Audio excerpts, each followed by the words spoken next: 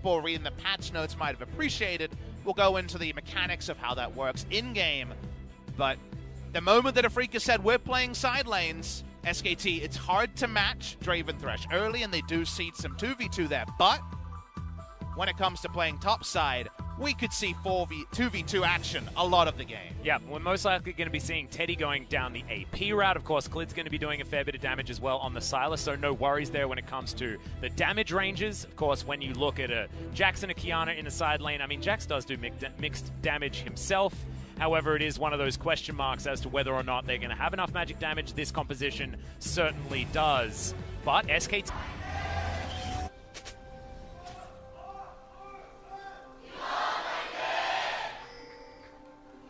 all comes down to this for SKT and Afreeca.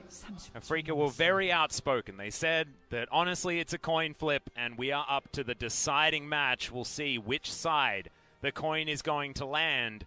They've picked a composition that can certainly play exactly like that. Oh, the what-ifs here are so limitless. Like, if you pause this one, I think an analyst could speak an hour about how both teams could win. Because the game is very swinging. For example, Clid's going to take way more damage in the jungle. You get a lot lower after the nerfs on this patch, where the explosion damage on Q is reduced against monsters. So, Lissandra could push in and roam. That could happen. Not as strong as it was before, but more base stats to deal with the fact that he's likely to be left on an island a little bit. And Sejuani, Lissandra roll in, get a pick on the Sylas. Suddenly, nothing happens together. We know how Draven Thresh versus Kai'Sa and Alistar goes outside of a crazy all-in coming through from SKT. And we get a bit of a preview with jungle start here. Notice Sylas starting topside. That could be happy farming level 3. It could also be natural pathing bot lane to go for a creative gank to actually get Aiming's flash down during the laning phase. Yep, Khan also giving him a leash there as well to try and mitigate what has been those pretty heavy-handed nerfs like you were talking about. That same minion damage reduction of the Q is applied to monsters after the patch, which can be a big problem. Second first-time pick here for Faker. It has not been about comfort. It's about the new trends in the competitive play here for Faker. And they already, it's going to pay off. They already knew what Ryze Qiyana from Afreeca would kind of look like for them. That would be really hard. There'd be so many lanes to play through. It's level 2. Yeah, is going to be gained here from Keen, but Khan not able to get the Counter-Strike value that he would have otherwise wanted. Let's talk a little bit about Jax, who had a pretty big change on this patch, and the kind of skill rework that was a buff for Vayne in the past is kind of the spirit of what we see for Jax in this patch. And if you remember many patches ago when we saw a kind of mini Vayne renaissance, it was when her Q tumble cooldown was compressed. It no longer was 1 second down per level. It had a very early game kind of cooldown lowering, and then you got less per rank up, meaning that you didn't need to max Q anymore, you could max W. The big change here is that the Leap Strike from Jax has 2 second cooldown away at first level, and you get less per level, therefore you don't feel the need to max it second. It means you can take Counter-Strike second, which is so important against Camille's. Here's that cheese gank we talked about. Yeah, we're going to get in there. The Flash Pulverize does come down, but not enough damage onto Aiming by a large margin.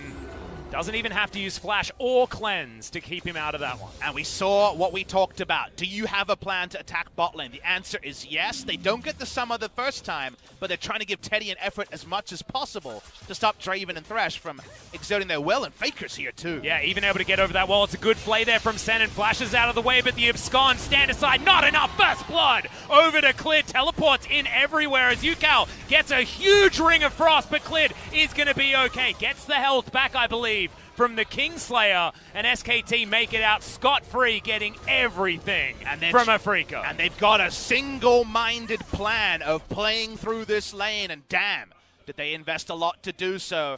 Can Keen even get a reverse freeze after not teleporting down is the big query. They get the flash out of Aiming, and that was the most important objective of all. They'll take the kill. They love denying some CS. But if they need to return to the scene of the crime here, because it's not like Draven and Thresh can't get feisty anyway. Yep, Aiming even going to miss that cannon creep in the eagerness to push this wave as fast as possible. Try and start denying some of these creeps as he's desperate for a back timing. Should be Vampiric Scepter, able to be picked up, which is a great item here for the Draven, as we spoke about in game number 2. And remember, Silas has a new job. He can't afford it. Silas has a new job here, Atlas. He needs to come topside and stop Keen from getting a freeze after not shopping. So that's the big problem here. Dread is here for a very predictable gank as he's trying to reset the wave, understandably. Yep. Tactical sweep to come in here as the counter-strike now on cooldown. Leave strike, though, so strong to get Khan out of the way. And Dread, not going to be able to find anything. Only level 4, no Glacial Prisons to be putting Khan in. Is now going to move on back. Will be a very, very elementary mistake to die to a gank in that scenario because everyone is fully aware of what Afreeca want to do, and Keen had manicured the lane so perfectly that jungle attention was inevitable. Nice wards topside, you'll notice. Silas is going to be spotted on both his Krug camp and also his Raptors. They know he's on Raptors now. Yep, there's the flash. Dread not going to find his, though, as Keen's flashing forward as well. Everyone wants this kill, but they're not going to find it. Khan outplaying, and Cleared going to make his way in case they try it one more time. Third time would not be the charm here for Afreeca, as they're not able to get the answer after that early game. Stun for stun, Keen walks out of the counter-strike, and Cleared still just waiting for them to move too far. These are big moments for SKT to not actually have Khan die in that scenario and tank this much aggro. Dread and Cleared. Yeah, face check comes in from Cleared, but Arctic Assault already used there from Dread. Kiana's walking up as well. She just got her ultimate. Yep, so Faker going to be able to throw people into walls, but Khan taking a turret shot. He's lower than they otherwise want him to be. They dive on forward, but there's the ult! There's the damage, and here's the SKT that wants to make that gauntlet run of dreams. Really nice stuff from SKT. The playbook is open-faced, but they execute on it really nicely. They roam up Faker. There's no safety under turret with the supreme display of talent ultimate available. And SKT are just a level ahead of Afreeca in playing the map. Yeah, I love it. And I also love the fact that we get the Lissandra and the Kiana here, because it's two different flavors of champions that really want to roam. In the early game, we saw Faker was actually probably our premier Lissandra roamer when he was on basically Lissandra Urgot duty every single game in spring. But it's not the same Lissandra. Even with the changes and incremental buffs, her ability to shove hasn't been rebuffed. So it's much more, well, I'm not going to die to Kiana in mid. Fortunately, Kiana rolls in. Very nice in terms of the skills here, even though the interrupt was available. Nothing got me going. Did you see that smug look? Got them all. Damn right you did, Faker. And remember, that was the first thing he said. That was another one of those little previews there from Faker. He knew the moment that Q was available, that things would come together. Afreeca trying to take an Ocean Drake as a response, but if you're going to allow the Draven Thresh lane and also a skill match up top, how are you going to play around it? Definitely all early signs are that SKT are a lot more prepared in game number 3. Yep, means that we've got a little bit over 1,000 gold lead as the dust settles. Ocean Drake is going to come in and is actually going to be pretty high value here. Aiming likes to run through his mana, and UCal as well, you can see. Doesn't have a whole lot there in the mid lane. But SKT pretty happy that that is the first one to roll around. A couple of pickaxes picked up from Teddy. And that's Moby Boots' first item. Not even a Dirk, just Moby Boots, because guess what? The moment you finish Moby Boots and get double control ward topside, Keen can never take a trade, because is Kiana there or not is something he no longer has an educated opinion on with how fast the Kiana is. So just finishing that item makes Keen have always the questions, the extra questions in his mind about how close Faker is to the turret dive again. Yep, you can see Faker booking it around this river as well. Able to pick up that Terra-shaped river buff on the Q as well. Definitely the highest value that you want for these scenarios. Flash forward from King, gets the Frozen Tomb. And there we go, Faker throws out the ult, doesn't get the highest of value, and Keen's now found his way. It could be the turnaround potentially here, but Khan is just dancing around. The skill shot leaps back in, is going to fall, but it's still a one trade from SKT, and Whirling Death is just going to skirt on past. Faker will take the return, but only goes down to 200 health. Yeah, not going to be enough damage there. You're seeing how hard it is for Afreeca to win skirmishes. They don't even have a strong side top lane around Keen, who did not teleport to the bottom side here. So this is a really big lead for SK Telecom T1. You would also argue that their composition when it comes to 5v5s in an even game is going to be easier to execute than the enemy. Draven ahead, Draven behind, different predicaments. Almost like Clid has two Sejuani ultimates here. Lissandra's a pretty good one to steal away as well. And while Keen tries to re-engage in what was effectively a 1v3, he just doesn't have the explosive damage this early. You don't want to be skirmishing early as a Camille unless you're outnumbered. And through there, the Conqueror Silas is the one to prosper the most. Yep, and now this Qiyana is building up on that lethality. 1-0-4 already for Faker.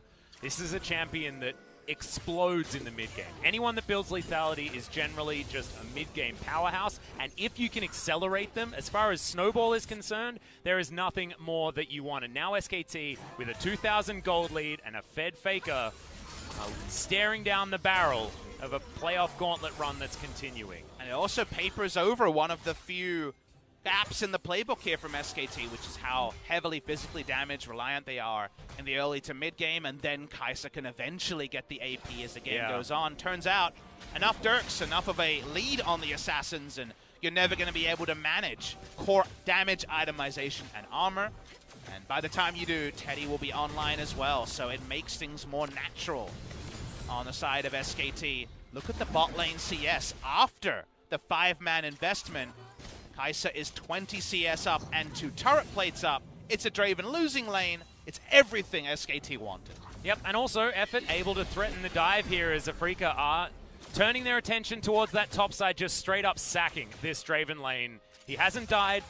It's only Senin that's fallen down there, but he's been zoned out of so many waves of creeps.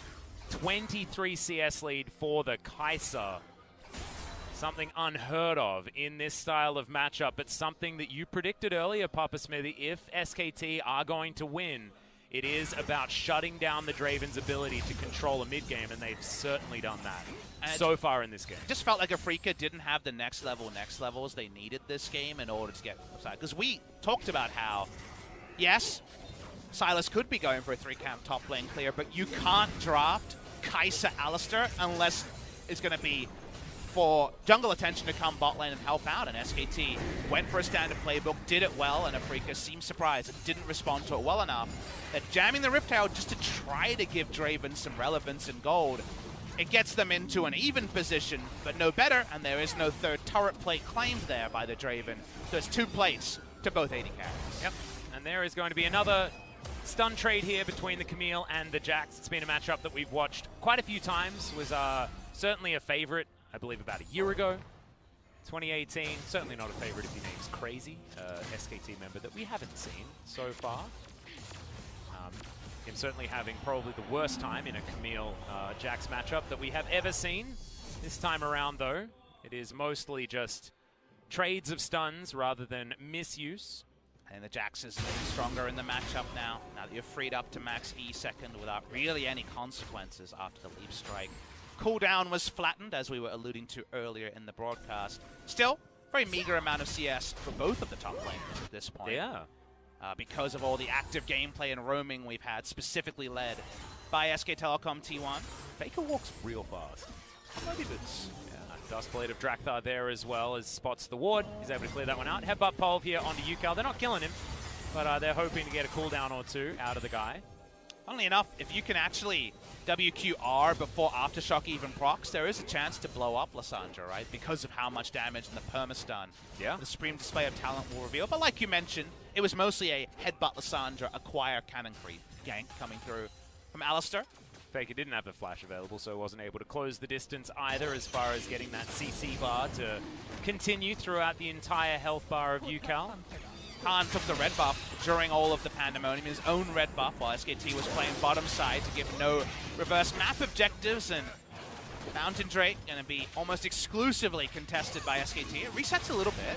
Yeah, Senin throws a ward over, but Dread decides, nope, I don't want to go into my own prison. Is now Keen looking for the solo kill against Khan. There's the flash forward. Counter-Strike has come down, but in goes Yukal. Not going to be a solo kill today, as Yukal just jumps his way forward with the flash, guarantees the kill, and Keen's going to pick it up. Fantastic that Keen now has some ability to carry and has dominance in this lane. Didn't see how that one started for there to be such a health bar advantage and for Khan to be an awkward part of the lane as the roam up happened, but that's not the sort of weak side play that he should be making. It's a kill for a Mountain Drake. SKT can tolerate it, but given how well and how on point they were in the early game, it is the small sliver of hope for Afreeca and enough items laden onto Keen, the outplay potential, it's a very active 1v1 as it goes on. So even though I think it's Jack's favored, the outplay potential will be there, and an item lead makes that even more possible. Yeah, it feels like a bit of a skill matchup as the game goes on. We know that Camille can certainly scale, but I like what you're saying. It's all about minion wave size there, and Keen was our first top laner this season to be really good at pulling up those freezes and having his laners or jungler come at the perfect time. When the enemy top laner was trying to break a freeze, it was a level disadvantage, but a red buff onto Jax. No problem, no worries. Nice pickup of Freecs. And also, Keen's able to pick up that red buff now as well, so that one's got some extra duration on it.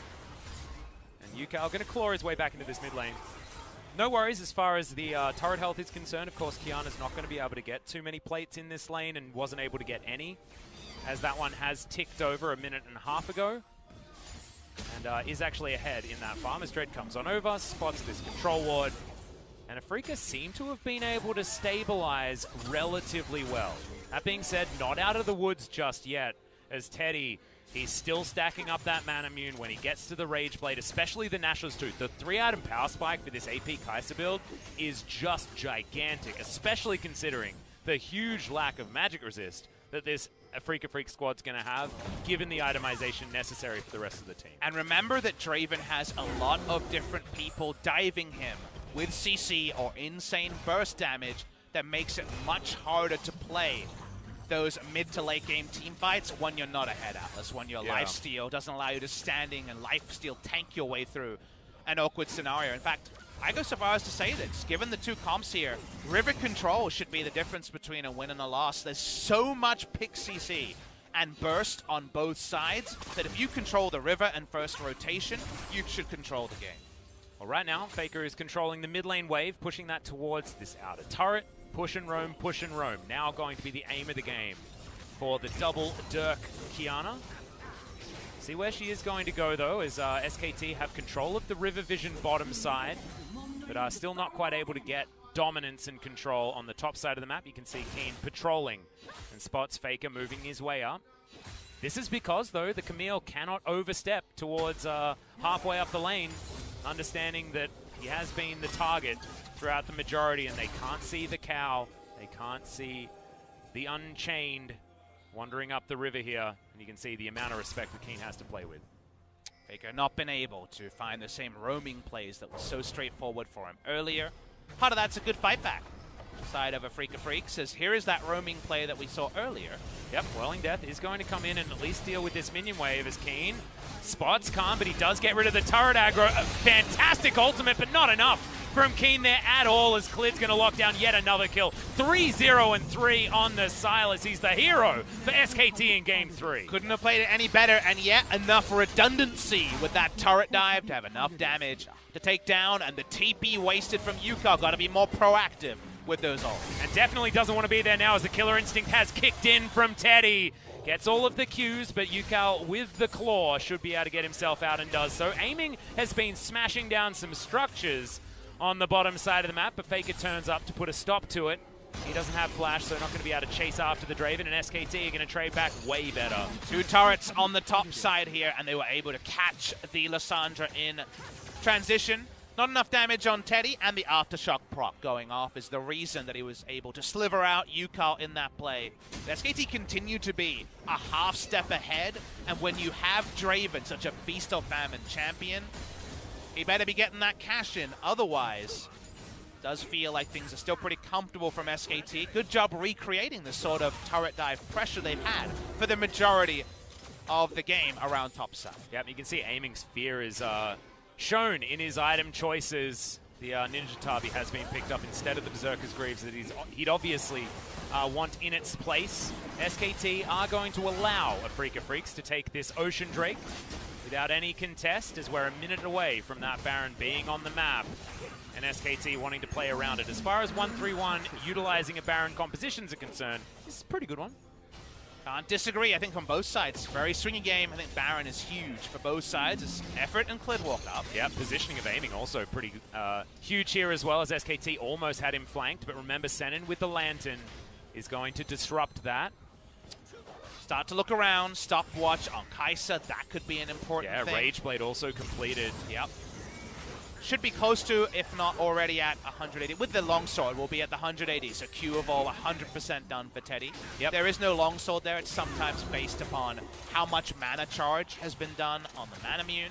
You go double pickaxe early to not have a tier 4 offense. In case you guys are wondering, if you do not break through a shield, the shield is still going to be there. You don't do damage to the health bar. That's and not you just do not interrupt a recall. As a very standard interaction, but the sort of thing that people often ask. Exactly. It wasn't just Draven being too Draven to be stopped or anything like that. It was, in fact, just not being able to get through that shield. Bloodthirster, first item here for aiming has been completed, but it was very, very late. Wasn't able to wield that for any sort of dominance in the laning phase. As you can see, money's actually very even between the AD carries. As, yeah, he has to pop the Unbreakable Will, and the Chain Lash just going to be stepped aside from, and that is free Adoration stacks cashed in. Effort just roaming around the river, and his hooves just couldn't keep him afloat. They've had almost perfect vision on Afreeca for so long that they tried to create vision, but at the wrong time. And that reminds us of 2018 Effort, where he was caught out warding quite a lot as a rookie player. That's a pretty big mistake. They lose a mid lane turret that could have lasted another 10 minutes as a result of Alistar overstepping. Yeah, exactly. I would love to see a replay of this with Vision toggle on, because the Vision game has been so strong. They've always had a strong side, but it seems like SKT thought they were stronger, Effort in particular there, than they actually were. Really unfortunate for SKT, but they are still in the lead. Should still be able to recover, but losing that outer turret in the mid lane is just gigantic. As this siege potential going to be lower. And look where the cash-in was. The kill went on to Draven in his mid lane. Effort, he's doing it again.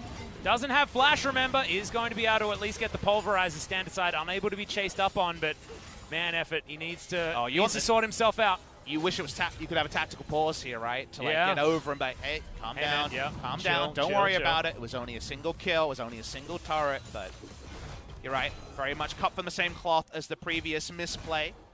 Now, what was he trying to do was to try to get down a ward around Raptors so that Khan could split push safely on the bottom side with teleport.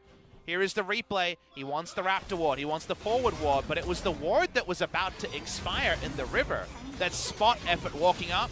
They knew that Khan was still in the bot lane, and the 10:45 cash-in was, the cherry on top. Yep, that is a BF sword's worth of gold as aiming instantly cleanses to get out of that glacial prison that Clid hijacked. And through towards him. Heard about it over the wall. Yukal's going to get through there. Okay, Effort slowed down by the Winter's Wrath. Flayed back as well. And now Effort with the Unbreakable Will. I have a feeling that is named completely wrong.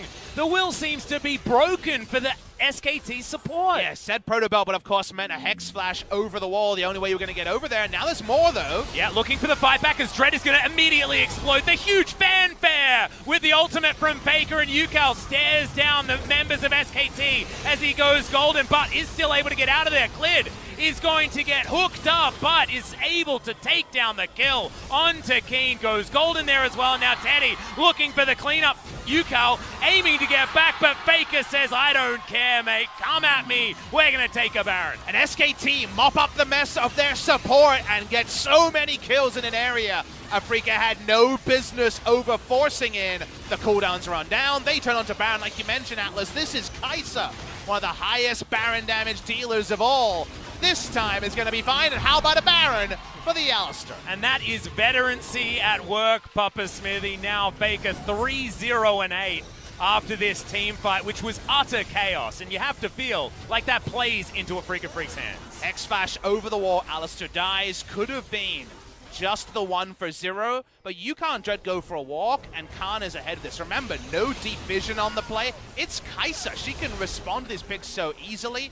And then Keen tries to salvage a fight he didn't need to. They had Lantern. They could have tried to pull him out and deal with it from there. But then, how does this fight look like? Well, guess what? When you're fighting in enemy territory, there's actually going to be no tabs onto a Kai'Sa. You can't actually dive for further damage. And Faker's cleanup is what guarantees them Baron and another lead change. Yep, and now Clid might be in trouble. Faker finds his way towards the bottom side, though, and boom goes the dynamite. See you later, Keen. Now Clid could be in trouble, but Dread cannot get any follow-up. And SKT are just making picks everywhere. Salvaging this game as much as possible. They now feel very much in control. Needs to be another SKT mistake for Afreeca to come back in. Map control going the way of SKT around the bot side. Khan continues to push up. We've had a lot of action, and in all of the action, the CS leads, apart from bot lane, have flattened a bit. The objectives, especially when it comes to mountains, being stacked by SKT. Yep, they're smashing down these mountains as well this game, Papa Smithy. We've got a 5,000 gold lead approximately, a little bit over that, as Keen just gets discovered by Clid, who immediately puts him in the ultimatum, and Faker does the rest. There's something oddly soothing about Faker roaming around on a melee assassin and picking up kills. Reminds you of Season 3 Worlds, where that was the meta. How many different assassins could he pick up kills onto supports when he was playing Ahri and Zed and all of those picks back in the day? Rolls through with super mobility and picks up his man, and with all the wards that are laden, it is a very unsafe place for Freecs to try to reclaim. Yep, now Khan, he has that Spear of Sojin completed. The Jax is going to be a much more difficult task for the Freecs to take down. So many counter strikes, so many leap strikes. Very, very hard to get away from him, and also very, very hard for him to be taken down as well, especially if you've got auto attacks and aiming, that's all of his damage. Look at this, though. What has been the way that SKT came back after their 1-5 start? Their 9-match win streak, as we'll hold the point for a second. Tactical sweep going to come through here as Clid picks up a prison. Dread unperturbed, still looking for Khan. Khan going to avoid a lot of the CC, though, and there's Clid's prison. Way more damage onto Keen. Mitigates a bit of it, but Faker just picks up another one. The assassination of the SKT mid laner is gigantic, and Dread goes golden for a second, but it's still the same fate. Ucal, he's going to have a repeat. It is going to be the double kill for Faker. Will he be able to tidy up the next one? Sorry, double kill coming in for Clid now, as it was 1 for 1 each side, and SKT, they'll barrel down. They're looking for the base of the Freecs, and it feels like they have broken them. With Baron and double Mountain Drake, they're definitely at minimum going to get the inhibitor. One by one, they fall. 100% kill participation coming through for both their jungler and their mid laner. That's how they got back into the season, reintegrating Clid and reconfiguring a jungle mid lane scenario, synergy that was on point at MSI, off for the start of summer, but back on point again today. Double 100% kill participation. Everything is being run through this jungler and mid. Yep. Mid-jungle synergy. It's something that we've spoken about a lot in previous metas, probably more than this one. It's about top synergy these days that we've been discussing a whole lot. But now SKT staring down the barrel of a 9,000 gold lead and a potential berth into round 1 of the playoffs. Let's see how this one worked. Khan doing a pretty decent job getting out of the way of the pressure of the Freecs. Dread trying to make picks, but it's so low chance of actually turning into a positive play, and then the moment the crowd control starts coming in, well, Kai'Sa can swoop in at any moment. One by one, the dominoes fall. Lambs the slaughter. The Sejuani into the mid laner on the Lissandra after Camille had gone down as well. This is a basically unassailable gold lead for Afreeca to try to surmount, and I think we can already start talking and looking forward, even though not all the I's are dotted and not all the T's are crossed. Seems almost unfathomable for SKT to lose from here. That being said, Afreeca did give them a run for their money. We'll see how quickly SKT is going to be able to close this one out. The Kai'Sa now online, though, and I feel exactly what you're saying, Papa. It's a huge problem because now SKT have actually gotten over the hurdle that they had in front of them. The Kai'Sa has those 3 items, building towards a Zhonya's here as well. Going to be very difficult for anyone to take Teddy down. The items on this SKT squad are just huge, and Khan looking for the flank. Teddy actually starting this one up. Supercharges in the back line. Immediately Senin is dealt with. Whirling Death is not that this time, as another Hex Flash from Effort is going to do some zoning. Unbreakable Will is there this time, and Clid throws out the prison once again. They're diving straight into the back line. Who cares about turrets as Clid has the Zhonyas? We're not going to find the Void Seekers. Teddy's still chasing after the Freecs, and this is the SKT dominance that we've wanted to see this series. They might be trying to close the game here. 2 members down, only 3 left, only Wave Burst Raven. Definitely have higher health bars, though, as Aiming just looking to try and keep himself safe in the backline. The dive of this SKT squad is really huge, but if Aiming can get that first kill, if they can get the snowball rolling, they might be able to do some work. But Keen, you can't be moving that far forward. He's now got a stopwatch, so he's able to get himself into untargetability. but now can't re-engage. Good hook lands, and effort is once again going to go down. SKT's push is thwarted for the moment. Afreeca Freecs keep their playoff stream alive for now. If they do lose this game, they have to run the entire gauntlet of Worlds qualification from the first round against Kingzone. Looking for a pick here, trying to take a Baron as a response to SKT. Yep, Teddy. Voidseeker did fly forward. He's tagged up aiming with that one. Can't teleports in. Okay, Senin looks for it. They're going to take down Flid. That's a huge one. Another cash-in comes in. 5 members of Afreeca will be around this Baron. Now SKT trying to get in there. Remember, Faker's ultimate so useful. Instantly clashes the prison. Tries to dodge the hook, but he can't. It's another kill coming in for the Draven. The Baron is super low, but now Afreeca are focusing. SKT members Khan trying to get the work done, but he's unable to do so. It's the Baron falling, and Afreeca have kept the game alive. Turns out unfathomable is not impossible. Big turn of fortune. The Baron is unlikely to get them an inhibitor. They're only going to be able to stave off the super minions pushing through bot side. SKT roll over to the Cloud Drake. Let's watch the replay here. It started off with what felt like the Doom push from SKT. They're diving in with stasis on their Kai'Sa in order to force a fight, but Keen buying enough time for recalls gives Afreeca Freecs a second life for now. Yeah, just a little bit too hasty. Baron timing also working out for Afreeca. SKT do push forward past a turret here as well. It's more aggression that's playing into the minds of this one. What an important ward, and Senin pulls off the fast flash play. Zhonya's might have been available, I'm unclear on that, but goes down, the 100% kill participation. Silas jungle, and through here, they secure the Baron, they get a lot of shutdowns. The gold lead is not 10k like it looked like it would be. Turning on to Khan, and Teddy says, sorry guys, he wanted to recall for the longest time to finish another item to come back high health, but remember, no teleport on this Kai'Sa. They move away, and Afreeca say, look, if we get the right hook and kill someone, maybe we can actually rewrite the history of this playoffs run. Well, we'll see whether they can do it. Right now, they've got a respawned inhibitor on the bottom side, but Super Creep's pushing in, so they do need to do some tidying up. The Baron remains for another 2 minutes, and we've got a 6-item Draven. Somehow aiming has still been able to do it. As you can see, big hump in what felt like a pretty linear graph for SKT with a few blips here and there. You can see where effort started to die a little bit, but after that it was still SKT being able to win out so effectively. But there wasn't even a glimmer for Afreeca 3 to 4 minutes ago when SKT had, from level 1, had a plan to counter how Afreeca wanted to win this game. And they had done so much right with 100% kill participation, jungle and mid, that now everyone is hard in mouth. The Afreeca fans have probably gotten to the acceptance phase of the stages of grief. Suddenly, they're readjusting their expectations, and even though SKT has so much in their court, it's a 5,000 gold sub-gold lead, and Afreeca Freecs have a 6-item Draven, so there's no more inevitabilities. There's only possibilities, more of them in SKT's court, but not all of them. Yep.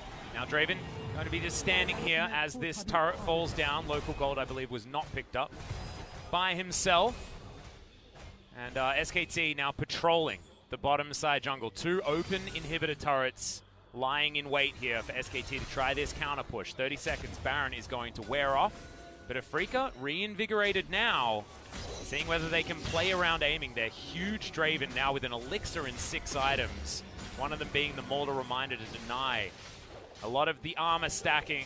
We're hoping for a super play with how much pick CC is, but it could also be a mistake, Atlas. We've talked about how Senin, Dread, these guys are very much rookies when it comes to high-pressure playoff games. Effort has also made some mistakes already, and he's one of the primary engage tools on SKT's side, and probably second-guessing literally every move he makes at this present point. So with the pressure as high as it is, you would assume SKT's great game position and also experience edge would give them the advantage, but one play or one misplay could decide the fate of both teams. Yep, we have to remember that Afreeca are known for just having some pretty sick mechanics, Pop Smithy. That's just how they play this one out, and they could just get themselves all together into a team fight and press their buttons right. But how you play in solo queue when pushing top 5 and how you play in a playoff match against SK Telecom T1 is so different.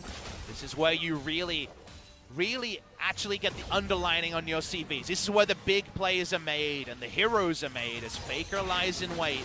Who's flanking who, though? Very important ward is spotting Keen and Yukao. Yep, that's a huge one. Voidseeker not going to be able to find Yukao there as he makes his way out Elder Drake in 1 minute's time. Higher value for SKT.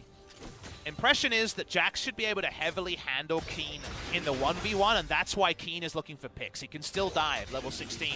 Hextech Ultimatum available, and look for picks, but that means that Afreeca are responding to Jax's push and don't feel like they have a great answer for it. So when push comes to shove, as the Baron buff and Elder Dragon are soon to spawn, does feel like SKT have another lead that Afreeca Freecs have to find an inventive way to answer. Well, Afreeca were playing around a fair bit of control around the Elder. 30 seconds until that one is available, and Yukao took that opportunity to go back and get himself some items, sitting on an elixir himself, knowing that this next fight is so pivotal for both teams. We weren't expecting to have this kind of conversation, though. So, park all your members onto Elder with Jax winning with some ward coverage on Baron, and then Afreeca theoretically have to come to you, is the scenario that's open for SKT. The Elder spawning in 5 seconds. Base checks with this much burst damage are so important. Sweeper being run. They do know Faker's in that brush. That's important. Yep. He's now able to Terra shape himself. Some new elements, though, as the reset availability is going to be there. It looks like Afreeca do not even want to contest this, but it's so dangerous. The reset comes in as Keen's finally made his way forward. SKT, they've got a teleport coming from Khan, but it's right into the middle of Afreeca, and the hook timing was off. That's what nerves can do. As now Afreeca, there's a big angry dragon between them and SKT. As Keen, he's found Faker, but in goes Teddy. The explosion, the damage cleared, has stolen away the Elder Drake, and now SKT a huge edge in the team fight. Yukao now down so low, Teddy dives forward. That's veteran C4, you double kill for the Kai'Sa. One for the Jax, and a very dead Draven. SKT have done it, and they will now be facing Sandbox in round 1 of the playoffs. Absolutely, Atlas. Good call there. The control around objectives into the decisive shot call to all end on to Keen is what separates these two teams. SK Telecom T1 will move forward to the best of 5 stage. It was a much closer series on the day than we could have predicted, but you can tell that the SKT faithful are amped to see that the run does not end here. Yeah, before those cheers, they had to remove their hearts from their throats, though, Papa Smithy. This is... Whoa, that was not...